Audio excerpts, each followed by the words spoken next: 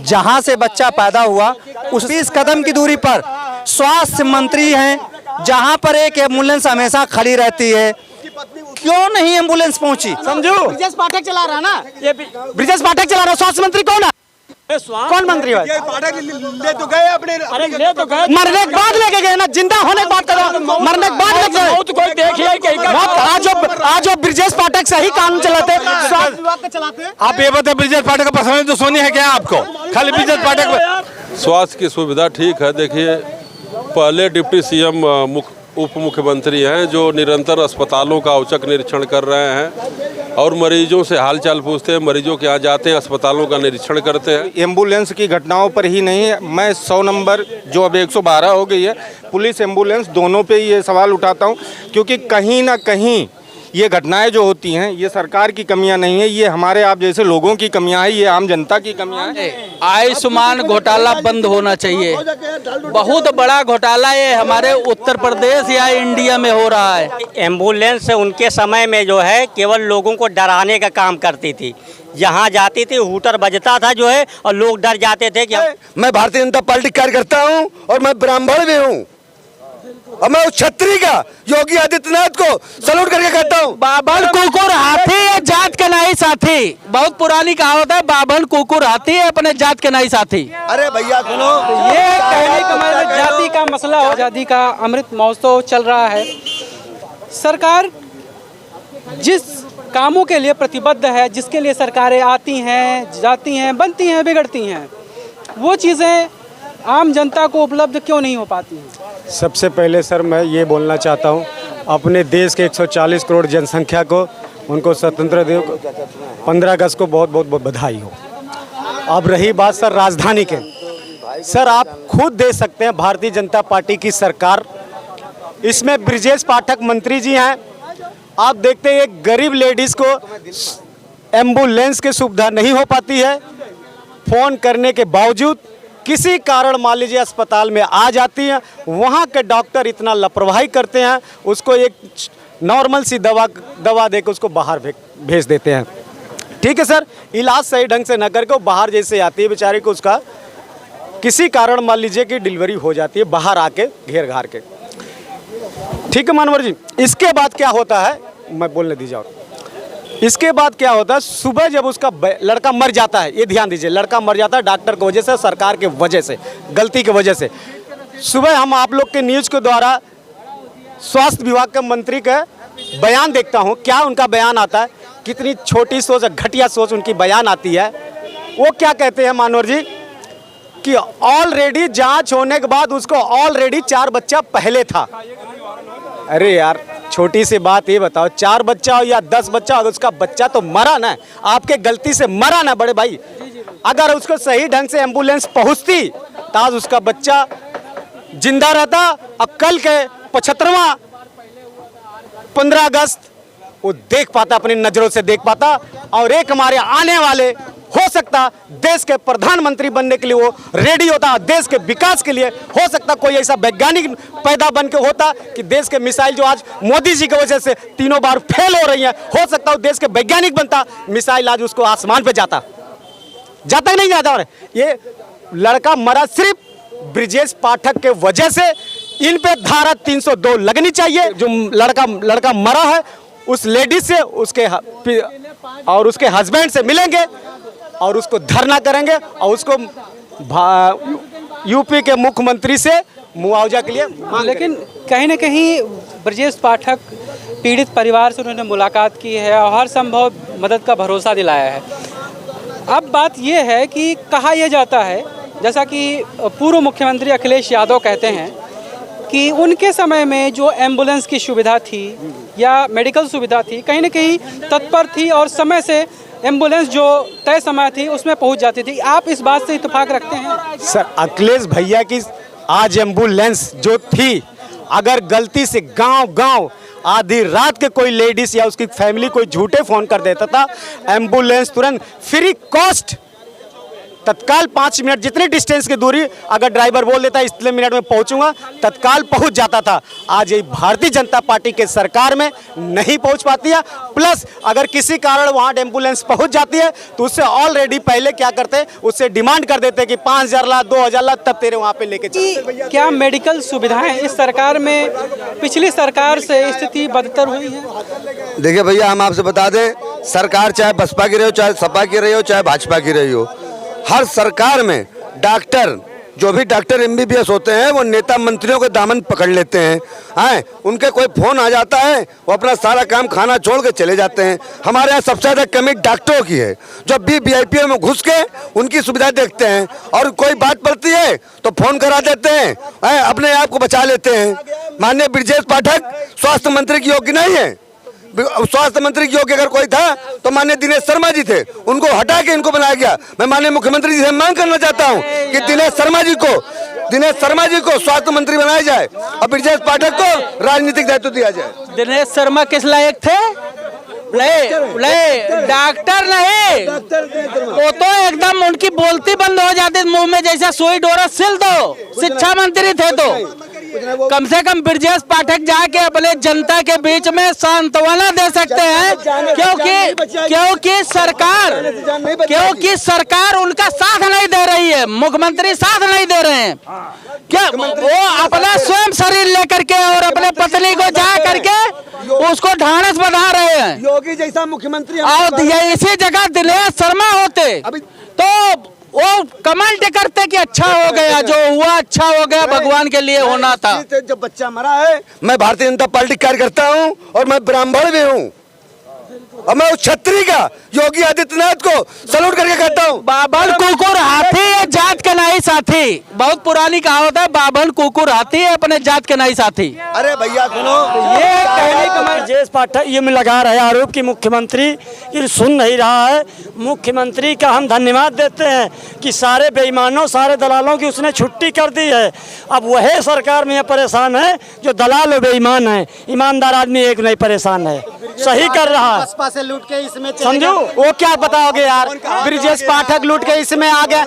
अपने बच्चे के एक गरीब बच्चा मर गया, अगर आपका औलाद मरता तो दर्द नहीं होता? ये जिम्मेदारी प्रशासन की है, ये मंत्री मुख्यमंत्री की नहीं है। समझो ब्रजेश पाठक चला रहा है ना, ये ब्रजेश पाठक चला रहा है। स्वास्थ्य मंत्री कौन है? कौन मंत्री है? ले तो गए अपने, अरे ले तो गए, मरने के बाद लेके गए ना, जिंदा होने के बाद करो, मरने के बाद लेके गए। तो कोई देखिए आज जो ब्रजेश पाठक सही कानून चलाते, स्वास्थ्य विभाग का चलाते। आप ये बताए ब्रजेश पाठक का पर्सनल दुश्मनी है क्या आपको?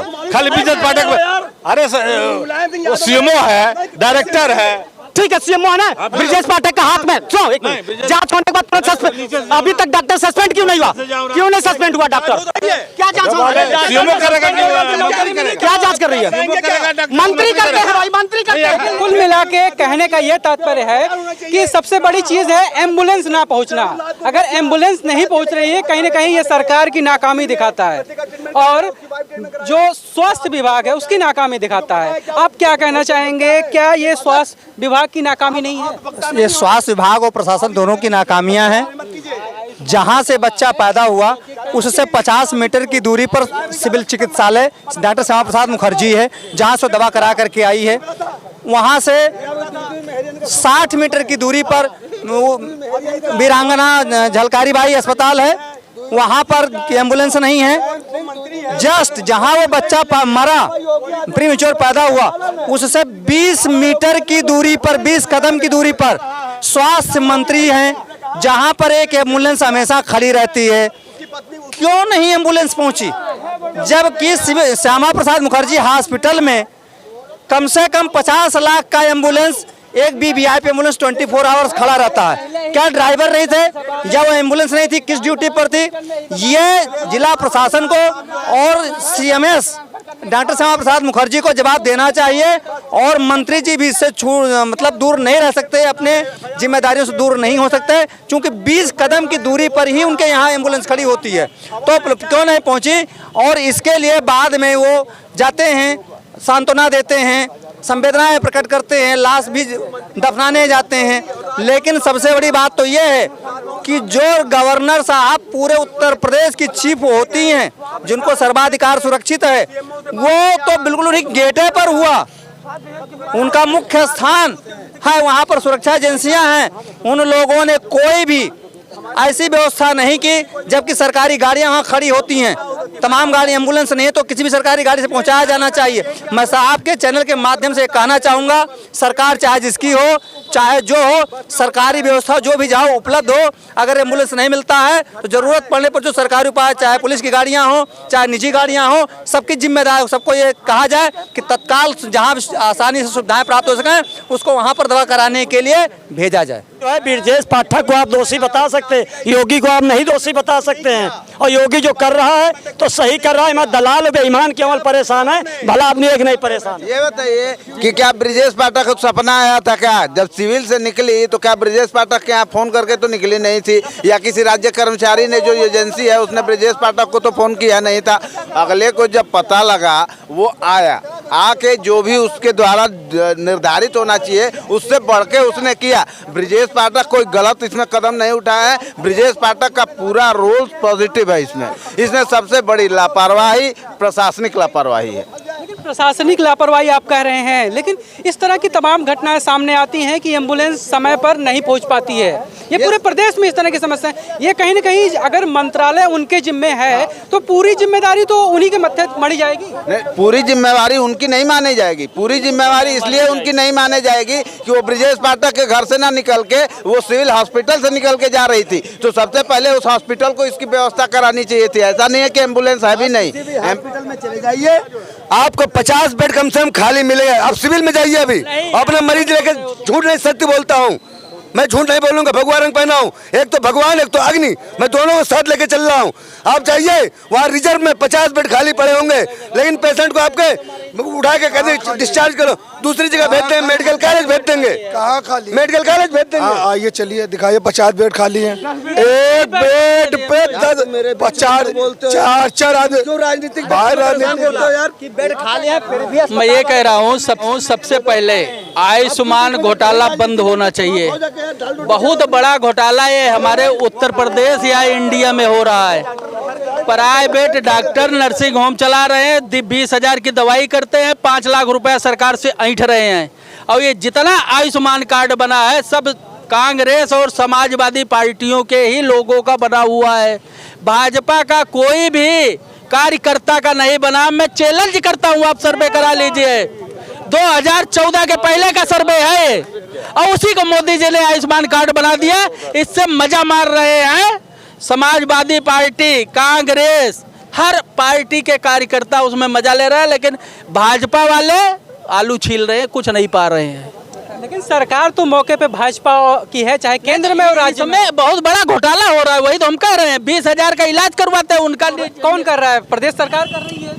प्रदेश सरकार का पैसा लूटा जा रहा है। प्राइवेट नर्सिंग होम में जाके 20,000 रुपए का इलाज होता है, 5,000 रुपया उत्तर प्रदेश सरकार से ले लिया जाता है।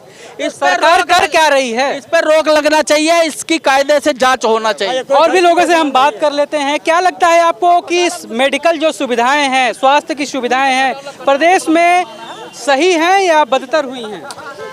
भाई देखिए, मेरा कथन तो इतना है, एक तरफ हमारी योगी सरकार ये कह रही है कोई गरीब भूखा नहीं रहेगा, मोदी सरकार कह रही सबको भवन मिलेंगे। मैं खुद ही 3 साल से भूखा घूम रहा हूँ, ना भवन है और ना जमीन है, ना जोरू है, ना जायदाद है। अब सरकार से हम ये जानकारी करना चाह रहे हैं, अभी मैं सिविल अस्पताल में पड़ा हूँ और मेरे 1.5 साल से गुठली है पीठ में, उसका ऑपरेशन नहीं है, जबकि माननीय श्री ब्रजेश पाठक जी को मैं बहुत करीब से जानता हूँ। आखिर सरकार जो ये नारा कर रही है, एक एक बूंद गरीब के लिए है बहुत, क्या है बूंद? बहुत से गरीब सही हुई है सुविधाएं या बदतर हुई है? सिर्फ बदतर है, बदतर। मैं खुद कह रहा हूँ, अपने लिए कह रहा हूँ। योगी बाबा बात कर लेते हैं जी। सब पॉलिटिक्स के दलाल हैं। और आप जाके देख लीजिए, अभी कोई पेशेंट लेके जाइए, बहरूपिया बन के जाइए, हाँ, उसको इस तरीके से आपको भगा देंगे और वहाँ पे भर्ती नहीं करेंगे। अभी आपके पावर है, आपको तुरंत एक फोन आ जाएगा, हाँ चलो भराओ। और भर्ती भी करते हैं तो खाली जांच के नाम पे इंजेक्शन से खून निकाल के उसको और अधमरा कर देते हैं। इतने गंदे डॉक्टर हैं। इस सरकार में तो कोई सुविधा बेहतर नहीं हुई है, सब व्यवस्था खराब ही हुई है। पहले तो फिर भी थोड़ा बहुत ठीक था, अब यहाँ तो सारी सुविधाएं, इस समय युवाओं को बेरोजगार घूम रहे हैं, कोई उनके पास रोजगार नहीं है, ना सरकार व्यवस्था कर रही है। यहाँ तक कि जो एम्बुलेंस वगैरह जो सुविधाएं पहले थी उसको भी ख़त्म कर दिया गया धीरे धीरे, ना कि कंटिन्यू करें। एम्बुलेंस वगैरह में डीजल नहीं मिल पा रहा है लोगों तक। जो 108 अखिलेश जी ने चालू करी थी वो ऐसी एक सुविधा थी जो गरीब से गरीब, अमीर से अमीर किसी भी इमरजेंसी पे 10 मिनट में पहुंच जाती थी। वो आज के समय पे किसी कारण से ना एम्बुलेंस पहुंच पा रही है, ना उस पे डीजल डाल पा रहे हैं, ना लोगों को सुविधा कोई मुहैया करा पा रहे हैं। तो पहले से तो हालात ख़राब ही लग रहे हैं। भाई बदलाव कोई नहीं हुआ है और दिक्कत परेशानियां हैं और बेरोज़गारी है। कोई मतलब प्रशासन सही नहीं कर रहा कुछ, और गरीब भूखा मर रहा है भाई। हमें एक पहले हमारा देश आज़ाद हुआ था 2047 में, उसके बाद हमने दूसरी गुलामी देखी 2014 में, जिसका 10 साल का कार्यकाल अब पूरा होने वाला। हमें लगता है कि इस बार जनता को सोचना पड़ेगा 2024 में, क्योंकि वो तो मुग़लों और अंग्रेज़ों की वजह से हमें गुलामियाँ झेलनी पड़ी थी। अब हम अपनी ही बनाई हुई लोकतंत्र से द्वारा बनाई हुई सरकार में ही गुलाम होकर रह गए। पिछले 9.5 साल से हमारे साथ वो हो रहा है जो हमको शायद खून के आंसू रुला रहा है। 9.5 साल हो जाते हैं, शिक्षा, रोजगार, स्वास्थ्य, सुरक्षा, महंगाई, इस पर कोई बात नहीं होती है और सिर्फ सांप्रदायिक बात होती है। कोई किसी तरीके से हमको देश में अब आज़ादी नहीं दिख रही है। तो हमें लगता है कि ये कल का दिन 15 अगस्त हमारी गुलामी का ही दिन रहेगा। अगले 2024 में 15 अगस्त को हम एक बार फिर से आज़ादी मनाएंगे, मगर उसके लिए हमारी पूरी देश की जनता 142 करोड़ को एक मजबूत इरादा करते हुए, भाजपा को सत्ता से बाहर करते हुए, नरेंद्र मोदी को मार्गदर्शन मंडल में डालने का काम करेंगे, तभी हमारा देश आज़ाद हो पाएगा। देखिए, पूरी तरीके से तो कोई भी किसी भी मुद्दे पे, चाहे वो महंगाई हो, स्वास्थ्य हो, सुरक्षा हो, कोई भी चीज़ हो, नौकरियां हो, मैं इस बात से इनकार नहीं करता कि पूरी तरीके से कोई भी सरकार उस पर कामयाब होगी। मगर इस सरकार ने दिल्ली के अगर परिप्रेक्ष्य में देखा जाए तो 9.5 साल, अगर प्रदेश स्तर पर देखा जाए तो 6.5 साल में सिर्फ और सिर्फ ये जो धर्म की राजनीति की है, इन्होंने काम तो कुछ किया नहीं है। अब जहाँ तक ये स्वास्थ्य की बात है, एम्बुलेंस की बात है, जिस तरीके से वो बच्चे के डिलीवरी का जो कांड हुआ कल, उसका मैं कोई साक्ष्य नहीं है मेरे पास, मगर हमें लगता है कि जब इतना हॉस्पिटल के करीब था और इतनी सब सुविधाएं ना मिल पाई और वो बच्चा मर गया या क्या हुआ मुझे ये भी नहीं मालूम है, तो मैं ये चाहता हूँ कि इस पर तो कम से कम स्वास्थ्य जैसी चीज़ों पर तो कम से कम सरकार का ध्यान हो, चाहे किसी की भी सरकार हो। मगर पूर्णतः कोई भी नहीं कर सकता। मुझे ये लगता है कि अगर सरकार अपनी जिम्मेदारी को समझेगी और इस जो कांड हुआ है इससे सबक लेते हुए, मैं पाठक जी से कहूँगा, ब्रजेश पाठक जी से, जो कि उप मुख्यमंत्री जी हैं, वो इस पर संज्ञान लें और इसके जिम्मेदार व्यक्ति हैं उन पर ज़बरदस्त एक्शन लिया जाए, ताकि भविष्य में इस तरीके से किसी औरत को, एक तो उस वक़्त एक असहनीय दर्द भी होता है, ऐसा नहीं होता सिर्फ डिलीवरी होती है, उस वक़्त औरत को दर्द भी होता है, और जो समाज में खुले में सबके सामने उसका एक अपमान भी होता है। तो ये भी एक बड़ा दुर्भाग्यपूर्ण है। हमें लगता है कि सरकार, चाहे स्वास्थ्य सेवा हो या कोई सेवा हो, बेहतरी तो कहीं नहीं हुई है। सब चोर मौसेरे भाई हैं, कागज़ में कुछ, ये बोलते कुछ हैं, लेकिन धरातल पर बिल्कुल कुछ भी नहीं है। सब चोर मौसेरे भाई हैं, सबको अपने जेबें भर रहे हैं। अधिकारियों पर कंट्रोल नहीं है इनका, अपना काम कर रहे हैं, सिर्फ अपने रिश्तेदारों काम कर रहे हैं, अपने दोस्तों का और कुछ विशेष लोगों का काम कर रहे हैं। ये जनता के विरोधी हैं, जनता के दुश्मन हैं। हर वर्ग में 80% गरीब हैं जिनको कोई सुविधा नहीं मिलती है। कोई बता दे कि हमारी जाति और धर्म केवल वोट लेकर के शासन सत्ता हासिल करने का रास्ता माध्यम हो गया है, लेकिन 80% जनता आज भी गरीबी झेल रही है। वही जो है क्रय शक्ति उनकी ज़्यादा है, अधिकारियों के लड़के, नेताओं और दलालों के लड़के लड़कियाँ, उनकी पत्नी, वो लोग, और बाकी 80% जनता किसी तरह से जीवन जी रही है।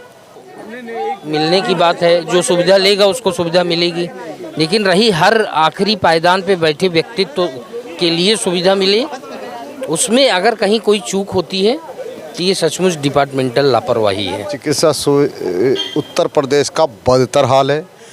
आज अभी आपने देखा महिला सड़क पर ही प्रसव कर रही है। जो सपा की सरकार ने एम्बुलेंस मुहैया कराई थी वो जंग लगी खड़ी है, टाइम पर नहीं पहुंच पा रही। अस्पतालों का बुरा हाल है, एक एक बेड पे 10-10 मरीज आप लेटे हुए मिलेंगे। डेंगू की स्थिति, कोरोना की स्थिति आपने देखी, कितना बुरा हाल हुआ, ऑक्सीजन उपलब्ध नहीं करा पाए। आज बुखार, नज़ला, खांसी लोगों को इतना ज़्यादा है कि एक एक बेड पे 10-10 मरीज लेटे हुए। डॉक्टरों की कमी है और ना डॉक्टर, अस्पतालों में स्वास्थ्य कर्मियों की कमी है, वो भर्ती नहीं कर पा रहे, डॉक्टरों को सुविधा नहीं दे पा रहे। आज चिकित्सा सुविधा उत्तर प्रदेश ही नहीं पूरे भारत की व्यवस्था बिल्कुल लचर हालत में है और गरीब व्यक्ति को स्वास्थ्य लाभ नहीं मिल रहा है। मेन गरीब आदमी को क्या चाहिए? चिकित्सा, शिक्षा और रोजगार, तीनों ही फेल हैं। ये सुधरी है व्यवस्था।